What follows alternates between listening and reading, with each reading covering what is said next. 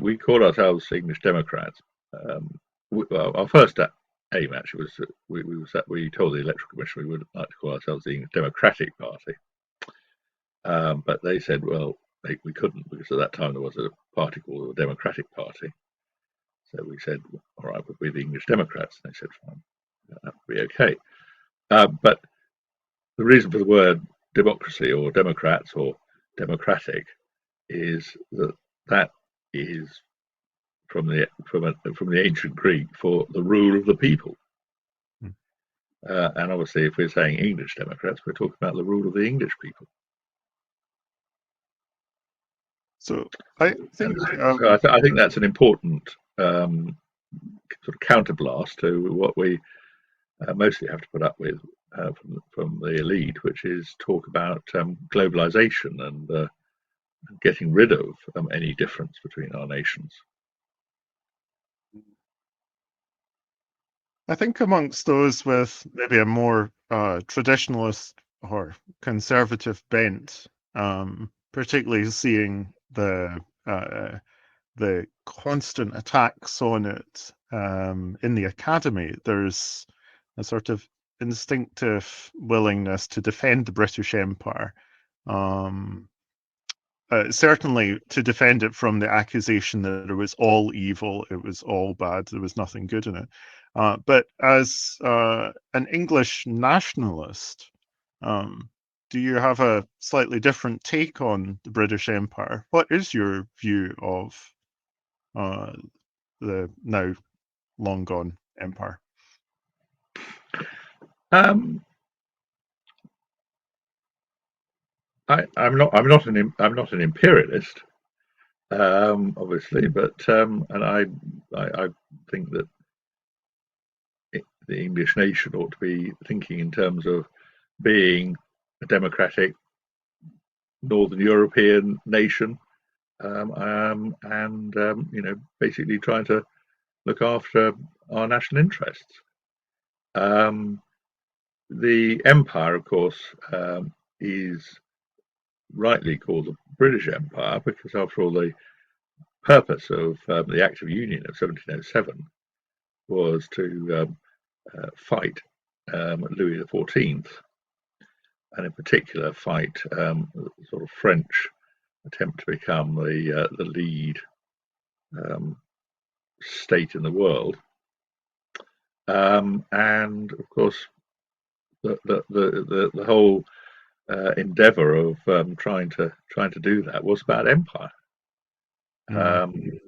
and Scots and English people were very much involved in the empire, as indeed were Irish people and Welsh people.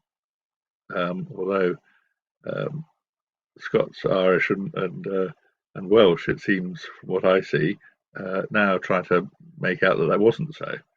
But somewhere in here, I've got the Indian Army list for 1925. I have a grandfather who was out there. And there are pages and pages and pages of Indian Army officers whose names began with Mac. They were obviously Scottish. Yes. I mean, there's dozens of pages, not just one or two. Yeah. So I mean, it was something that occurred. It doesn't matter what we feel about it. It's history. I think the British Empire was unusually liberal. One of the oddities about the British Empire was that part of the reason why large swathes of Africa were taken over wasn't because that anybody ever thought that that Britain was going to benefit financially from taking it over. Far from it. It was taken over as a loss in order to crush the slave trade, because one of the things that seems to be rather forgotten in discussions about the slave trade is that the reason why slavers went to West Africa was because that's where you could go where West Africans would sell their neighbours already chained up and ready to be sold, because for about 1,000 years before any white European traders got there, they'd already been selling their neighbours to the Arabs, who were then walked across either the northern route just south of the Sahara or across the central belt of Africa to Zanzibar, and that trade went on for 1,500 years. A much bigger trade than the trade across the Atlantic, I think. People sometimes ask me why it is that there isn't a large population of black people in Arabia. The answer is there was a revolt, and the black slaves nearly drove the Arabs out of Arabia,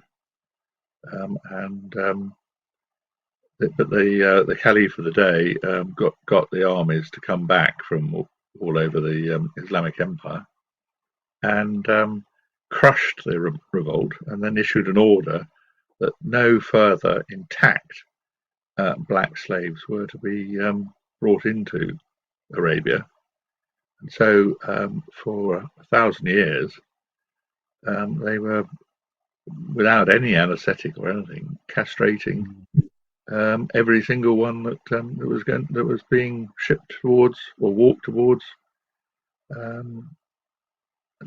being sold into Arabia. So I mean, we thought that what was happening in the Atlantic was appalling, but it wasn't as merciless as what had happened going east. And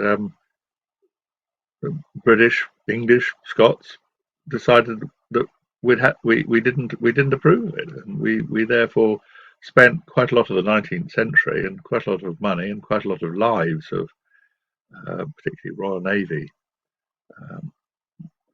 sailors and officers on trying to crush the slave trade, and that's basically why we were in quite a large part of Africa. You know, if you take an example of a Scottish general, Gordon of Khartoum, you know, he was there because he was trying to crush the slave trade. And I suppose we forget as well that there were slaves captured from the English coast, particularly Cornwall and Devon, and this is something from memory that I've read the book White Gold by Giles Martin that covers this in some depth, but I noticed recently it's almost impossible to get hold of. It's out of print. It may be being kept out of print. I don't know, but it was extraordinary, the number of English slaves that were taken from the south coast by the Berbers, and had a huge influence in the construction of some of the grander Barbary architectural wonders. So they were also treated abysmally. I mean, there's talk of 15-hour days, no weekends. They were beasts of burden and worked to death.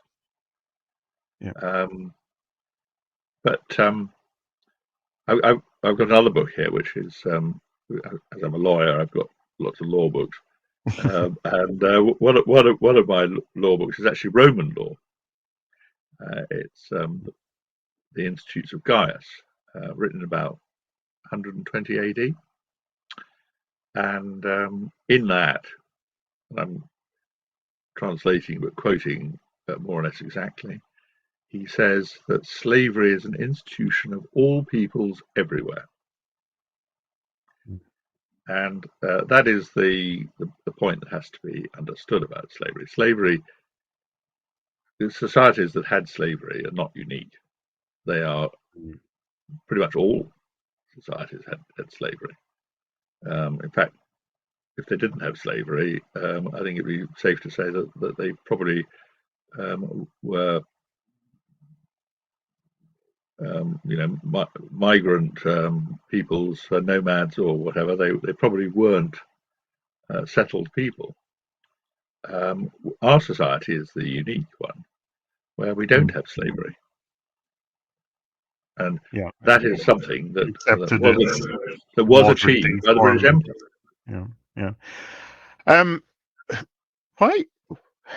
Why do you think there's such a antipathy to English identity amongst English elites?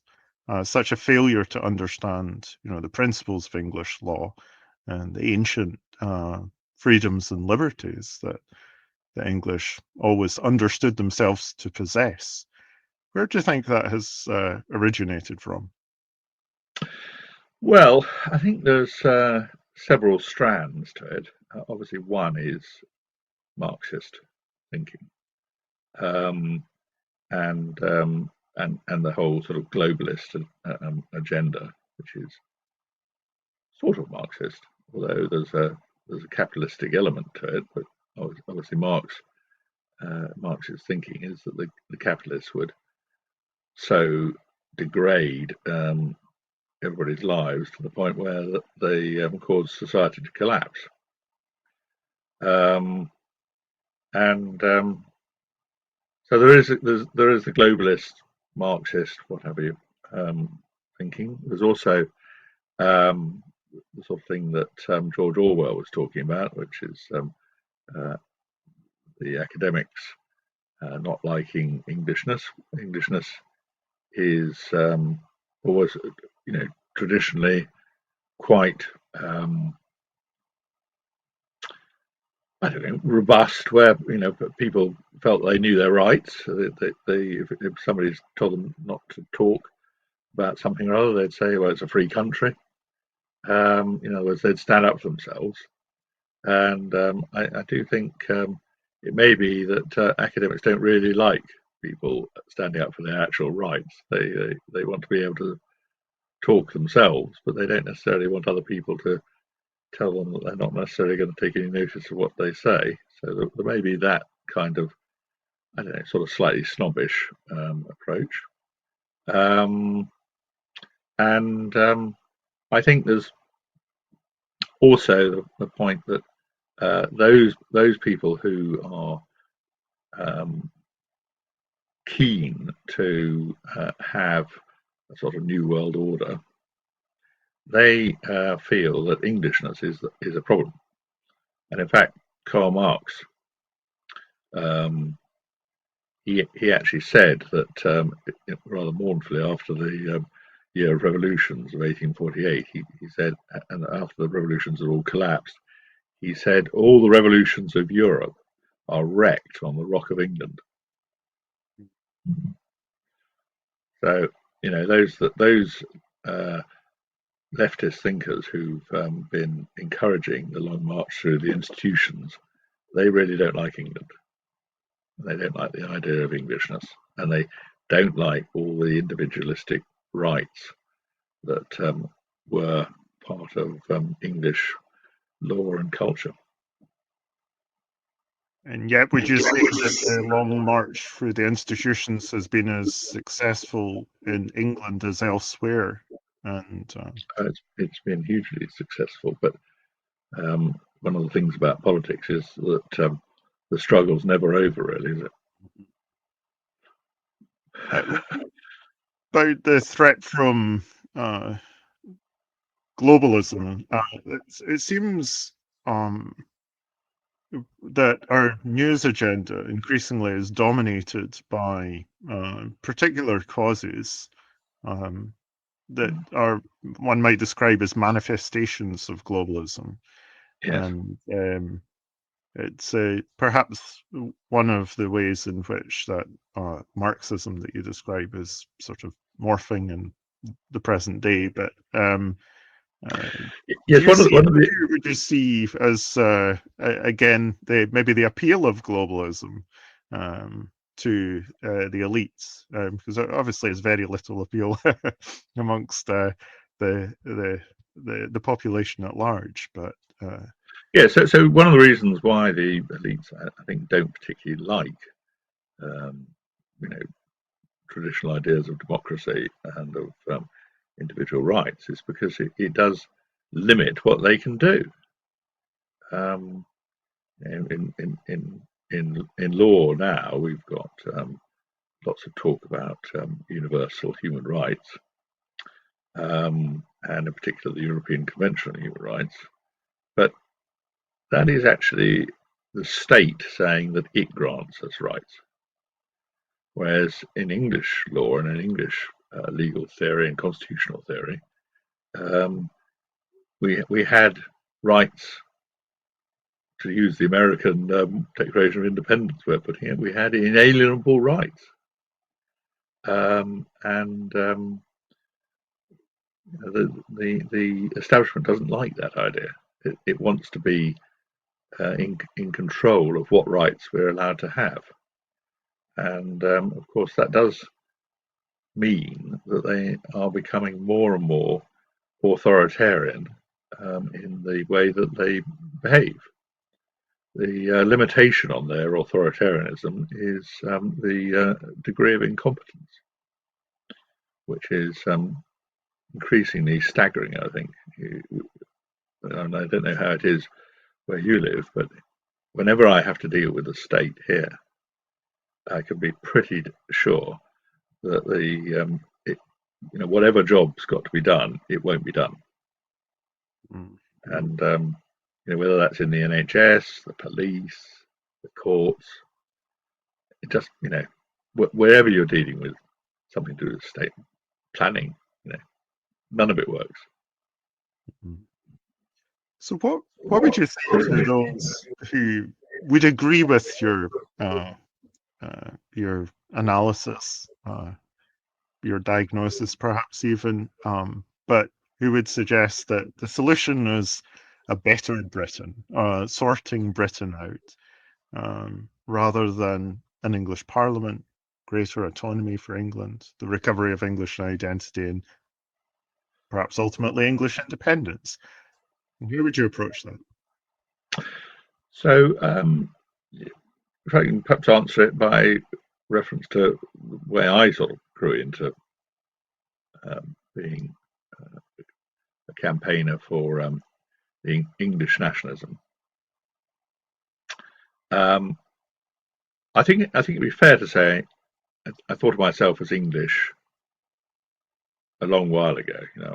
I probably always have said I was English, although it might be if I was asked by a foreigner, what my nation was, I might then possibly have said British if I thought they were talking about my passport. But I thought that it probably, the way the British state operated didn't really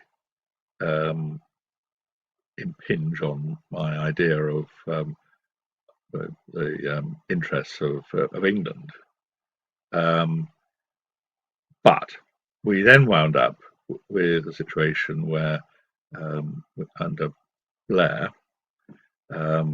we got a referendum for there was a referendum for Scottish Parliament, and there was a referendum for the Welsh Assembly.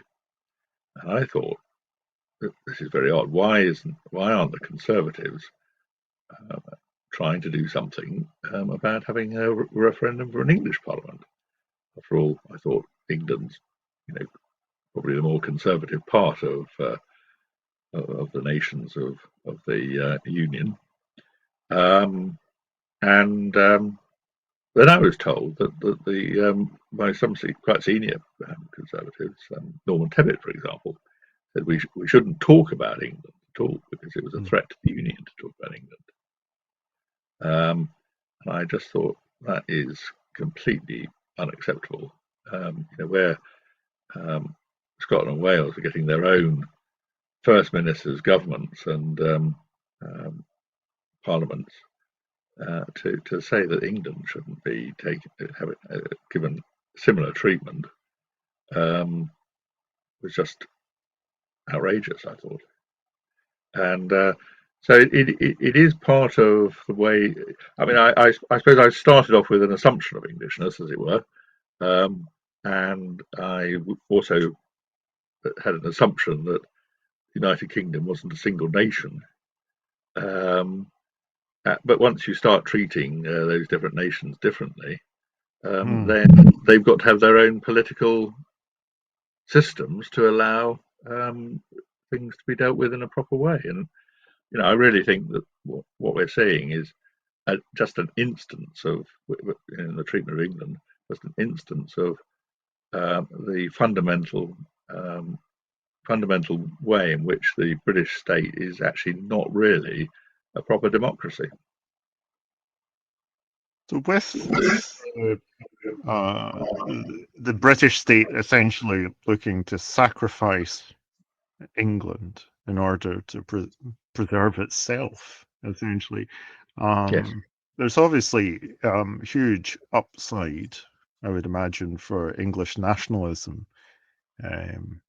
And I mean, certainly there have been some, I would say, some quite encouraging opinion polls coming out showing a sort of growing sense of the importance of preserving English identity and giving it political expression.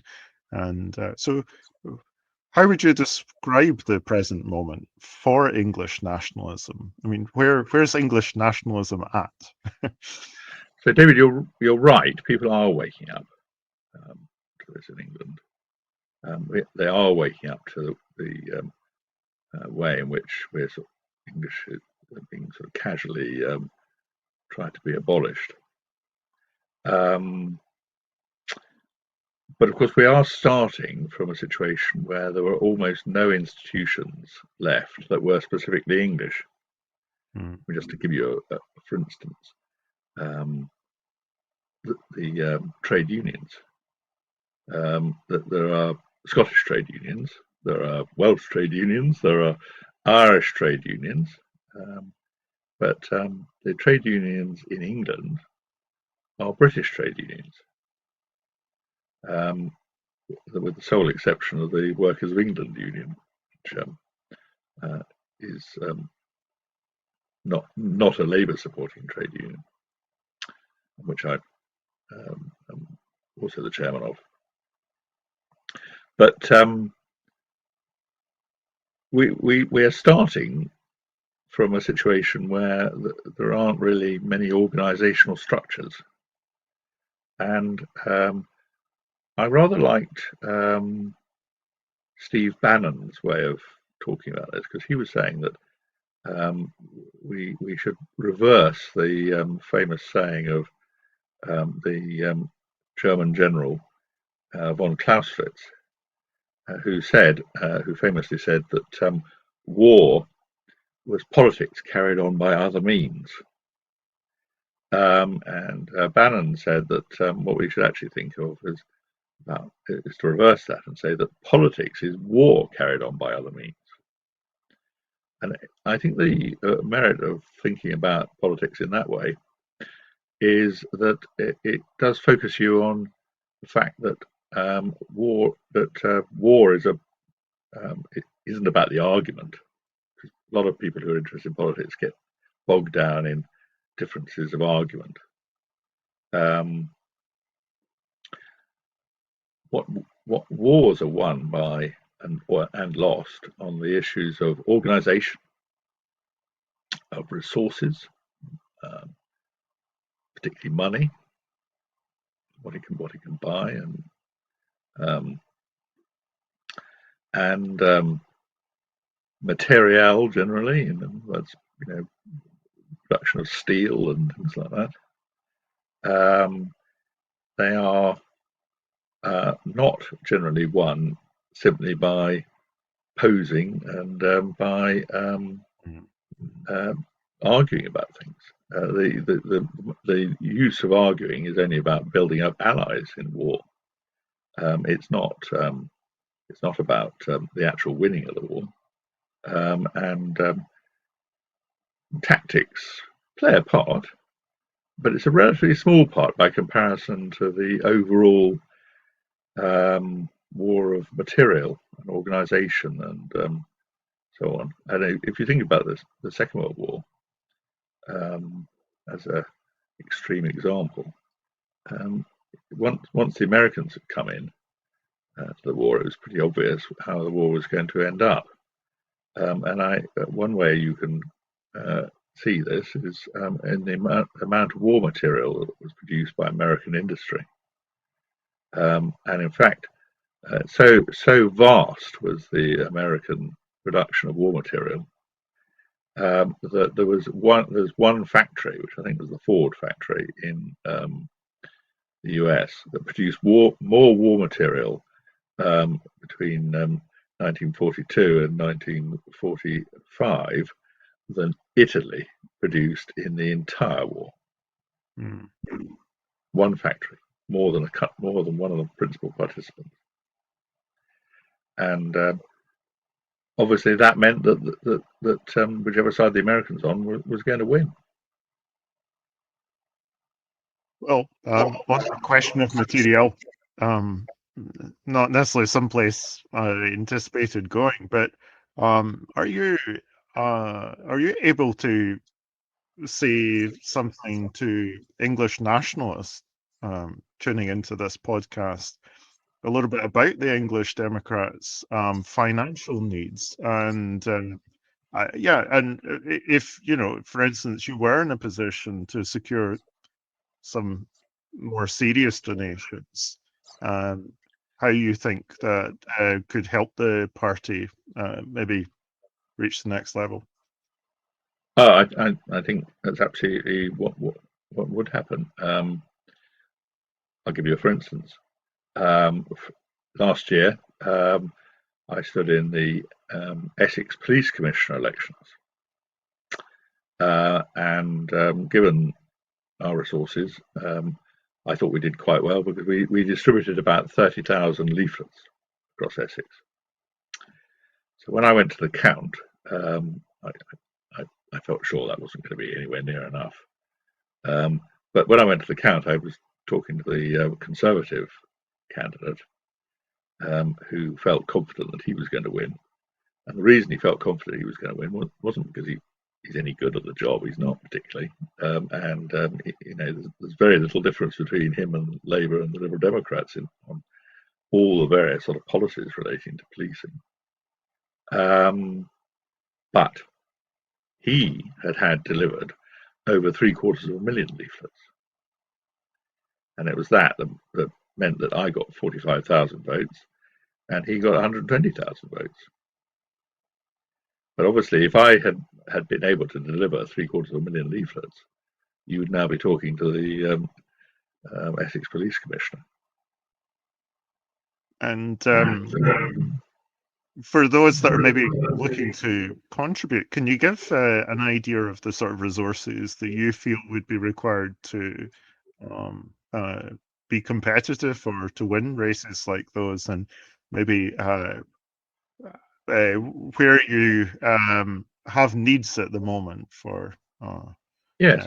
So in order to deliver 250,000 leaflets in Essex, 750,000 leaflets in Essex, I realistically I would have needed to have spent £100,000, I should think. And as I say, that would almost certainly have produced a shock outcome, which the establishment would have hated. And obviously, I would have rather relished being in a position to make a difference, because that is a position where you actually have a lot of decision-making power, and you set the way that the police will operate in your county, as well as all the budgets. I mean, quite a good example of just how influential that can be, in a strange way, is Sadiq Khan as the Mayor of London. That makes him also the Metropolitan Police Commissioner equivalent. He's the elected head. And one of the first things he did was he wanted Islamophobia investigated online. And so he set up a department. He made it a policy that it was going to be treated, investigating it was going to be treated as a priority. And he allocated a budget of £2 million a year. And the result was that the Met went from very few investigations into Islamophobia online into many, many thousands of them. Now, obviously, I wouldn't be going in that direction at all, but it does show that this position is one where you can make a really quite big difference. Mm-hmm. And certainly, if any of our candidates had been elected, I would have expected them to make a big difference. We saved our deposits. We did creditably. But we didn't get elected, and that was really about money and other resources such as volunteers and being able to distribute enough leaflets, talk to enough people, persuade enough people. It's that kind of sort of organisational and financial and resource thing that makes a difference in a political campaign. Some years ago, we won the mayoralty of a unitary metropolitan borough council, Doncaster, and that was a question of resources, basically. You know, we got 2 leaflets delivered. Nobody else managed to get 2 leaflets delivered, and we talked to a lot of people on the doorstep. And we got somebody elected. You know, it is a resource and organisational thing. Yeah. Well, just a moment ago, you were speaking about institutions, that a lack of institutions that are specifically English. I guess Yes. one institution that immediately comes to mind as perhaps specifically so would be the Church of England, and perhaps it would be really interesting to hear from you your thoughts about where the Church of England is going or has gone wrong. If you look at certainly, it's certainly not the only way to judge a church by any means, but I would imagine in a previous generation there would be 5, 10, 15 million English worshipping at Church of England on a Sunday, and the most recent numbers are truly abysmal, and that's an institution that seems very much central to English identity.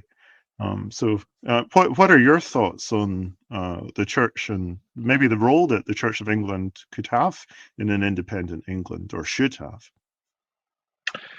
Well, you certainly put your finger, David, on an important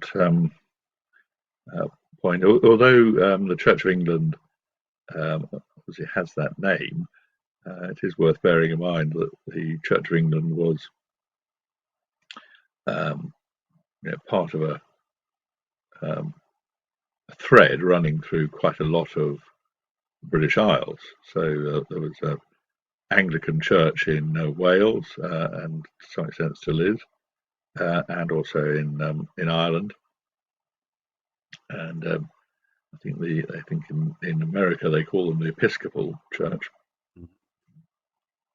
So there is a wider Anglican community of churches. The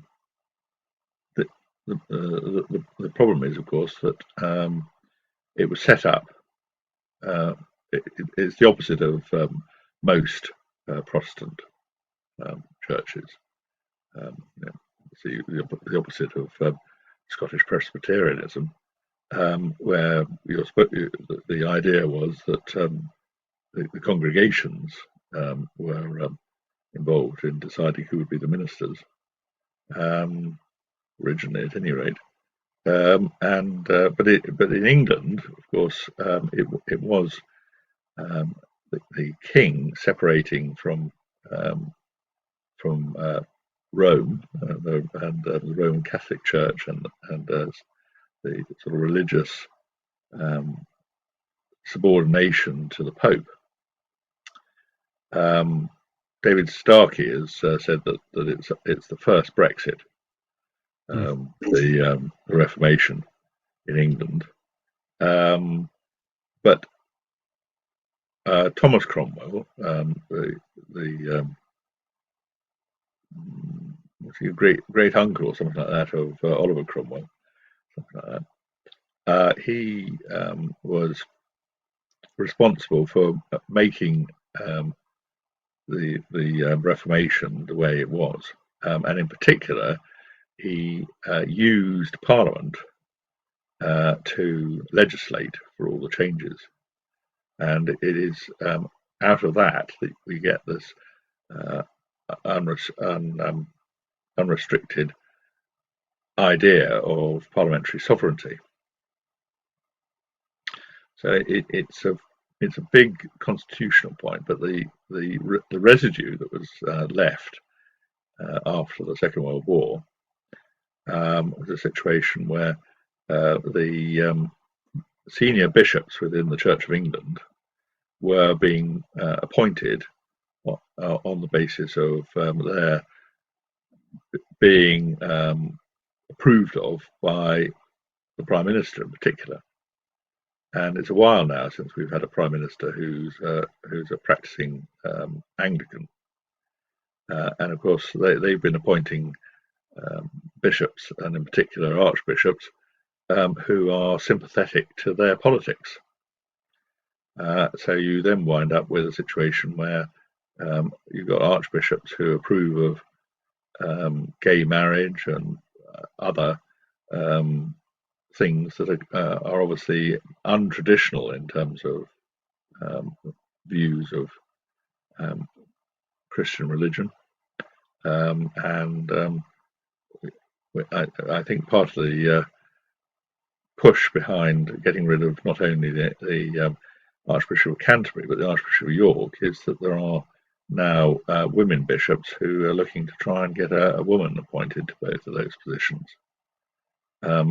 So we've got into a situation where the church has become one of the vehicles of woke thinking, and I thought it was pretty instructive actually as to where the church was, that when the state decided on lockdown during the COVID panic, the Church of England just locked down. It just shut up shop, as it were, for months. Didn't,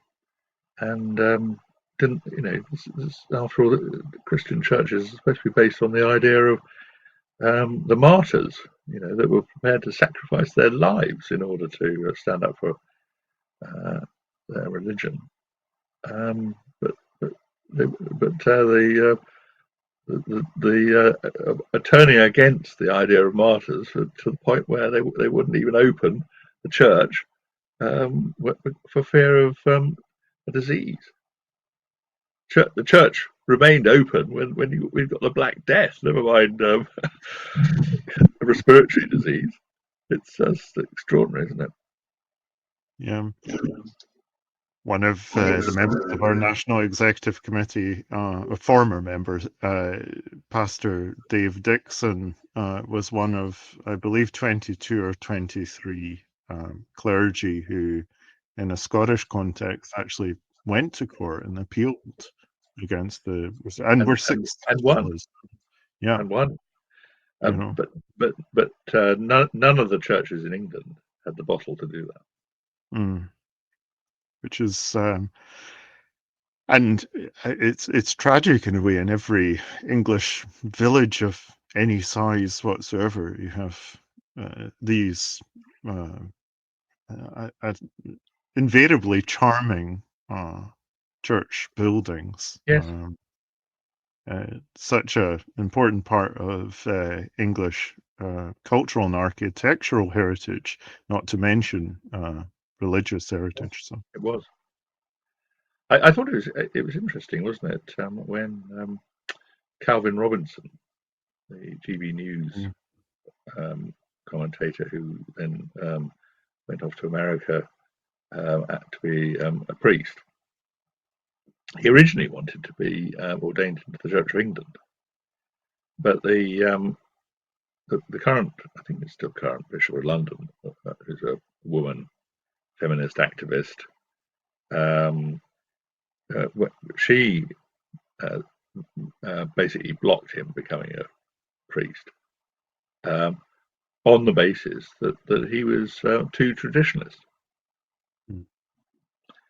And I think that does tell you that the church is being run in a way that is all about progressivism and about globalism and the whole agenda of the left. It isn't being run as a traditional Christian religion or religious organization. So hypothetical. English Democrats get into power. You've maybe got two options. Would you look to use the state's power to put more traditional figures in place in the Church of England, or would you rather see something a little bit more akin to a Presbyterian form of government, where the church has a greater degree of independence or autonomy? Which way would you go on that one? Well, it's a bit like a discussion that you often get people talking about the BBC. Would you just want to make the BBC as it is fully independent?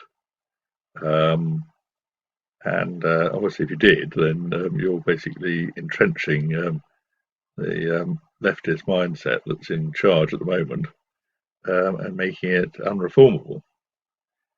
So I think if you were going to be looking at disestablishing the Church of England, you've actually got to do something about the way it's being run at the moment before you do that. So I think probably my inclination would be to make sure that we actually appointed people who were traditional Christians in their thinking, and to basically reinvigorate the way that the church is actually focused on being a Christian religious order, as it were. And so, after all, the state has been used. The state has been used to undermine that. So Luther's Christian Prince, in other words. We've maybe just one final question. Of course, we first connected, virtually at least, in the framework of a very exciting initiative, the Belmont Declaration and Accord. Maybe best to describe it as the Belmont Partnership, which has brought together democratic unionists and democratic nationalists from England, Wales, Northern Ireland, well, not Northern Ireland yet, maybe that will come, but certainly Scotland. So what do you think the prospects are for, well, could you say a little bit for those that don't know about Belmont, what it is, but also what you feel the prospects for this cooperation, for this alliance are? It's certainly, it seems so obvious that democratic nationalists would be cooperating across the different parts of the UK, but it hasn't happened until now. So it should be obvious, but people who are in favour of proper democracy ought to be able to work together, and even if they think that it will go in different directions, according to what people want, there's still room for thinking that having a proper democracy would be a step in the right direction. And I think that's what underlines the Belmont Declaration. The intent is to work together and not to cause problems for each other, and not to compete where possible. So it's a sort of non-aggression pact in a way. But positively speaking, it's a group of political parties which are opposed to globalization and in favour of democracy, and that I think leads straight on in both of our parties to national politics and national sovereignty, and the idea of democratic nationalism, which I think has been at the root of people's thinking about nationalism from the very first start of people thinking of themselves as members of a nation. And I do going back to our earlier discussion about the empire, I think it is worth thinking that actually the two major steps in terms of trying to get the various different nations within the UK into a union, they were about war and about empire. So you've got 1707 against Louis XIV, and you've got 1801 against Napoleon Bonaparte. Neither of those are about democracy or about the people's interests or about anything to do with nations. It's world power. That's what that's about, and those days are now gone. And therefore, we need to have a reconfiguration of our politics. Do you not think there's risk of Starmer attempting to repeat a trick, using the war in Ukraine as a means to lever the UK more closely into alignment with the European Union, to undo Brexit, essentially? He may be, but of course he's then come back with egg all over his face, because the French have said unless we hand over all our fishing rights, they're not going to have anything to do with us. I mean, I think that was it one of the leading people within the American administration said that what Starmer was doing was simply posturing, and it was completely incredible, and no possible actual power behind it. It's just absurd. We've got a situation where the army is now smaller than it was before, going back to the 18th century, and that's including cooks and pay clerks and so on. If you take it down to fighting forces, it's really quite small. And even where you're thinking about the number of tanks that we've got, most of them don't work.